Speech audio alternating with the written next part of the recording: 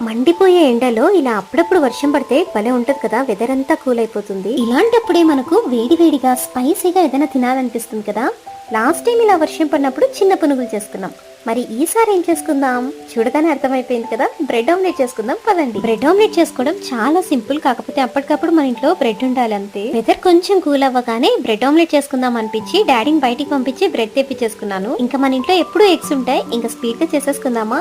First అయితే omelette ఎలా prepare చేసుకుంటామో ఆ విధంగా ఎగ్స్ అంతా బీట్ చేసేసుకుని దాంట్లో ఉప్పు, కారం, పసుపు, ఆనియన్స్, కొంచెం పచ్చిమిర్చి వేసుకొని బాగా కలుపుకోవాలి. తర్వాత స్టవ్ మీద ఒక పాన్ పెట్టుకుని దానికి కొంచెం బటర్ అప్లై చేసుకుని బ్రెడ్స్ ని టోస్ట్ చేసుకోవాలి. మా ఇంట్లో బటర్ లేదు కాబట్టి ఆయిల్ తోనే టోస్ట్ చేసేసుకున్నాము. ఫస్ట్ అయితే బ్రెడ్ ని ఎగ్ మిక్చర్ ఉంది కదా దాంట్లో డిప్ చేసేసి స్లైట్ గా రోస్ట్ చేసేసుకున్నాము. ఇంకా మిగతావన్నీ ఈ విధంగా ఆమ్లెట్ లాగా వేసి దాని మీద బ్రెడ్ వేసి ఇక్కడ చూపిస్తున్న విధంగా చేసేసుకున్నాము. అంతే, చాలా సింపుల్ గా బ్రెడ్ ఆమ్లెట్ ప్రిపేర్ చేసేసుకోవచ్చు. మీరు కూడా ఒకసారి ఇలా ట్రై చేసి చూడండి, చాలా టేస్టీగా ఉంటుంది. వీడియో నచ్చితే లైక్ చేసి సబ్స్క్రైబ్ చేసుకోండి. బాయ్.